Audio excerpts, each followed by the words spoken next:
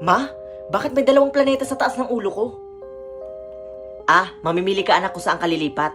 Jupiter ang dapat maging bago nating planeta. Kaya please, piliin mo yung Jupiter anak. Anong mali sa Mars?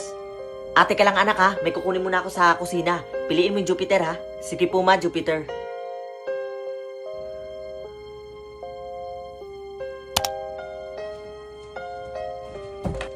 Ma, pasok na po ako. Malilate na po ako eh.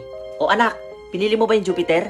Kasi sobrang importante na pinili mo yung Jupiter. Opo ma, Jupiter po yung pinili ko. Mabuti naman kung ganun. Mamaya anak, pag uwi mo, ayusin mo na yung mga gamit mo ha. Dahil ilang oras na lang lilipat na tayo ng planeta. Sige po ma, alis na po ako. Sige anak, mag-iingat ka ha. Uy Adrian, Jupiter yung pinili ko. Siyempre ako din. Uy Mark, Adrian. Bakit halos lahat Jupiter yung pinili? Dahil sabi ng mga scientist na mas ligtas daw mamuhay doon sa Jupiter kasi mas malaki at mas malawak daw doon kaysa sa Earth. Malawak daw doon ang mga lupain, tsaka maraming space. Ano bang mangyayari sa mga taong pumili ng Mars?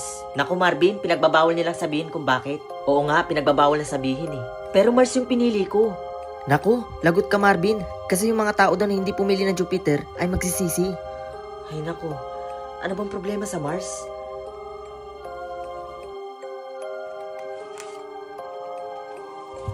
Sir Ivan, pwede po ba akong magtanong? Oo naman Marvin, ano ba yun? Bakit pinili po ng lahat ay Jupiter? Bakit hindi po Mars? Dahil sa Jupiter, mas angkop at mas magandang mamuhay ang mga tao. Yun ang sabi ng mga scientists. Scientist po ba kayo Sir Ivan? Hindi, isa akong researcher. Ilang segundo na lang, lilipat na ako mag-isa. Saglit lang Marvin! Sir?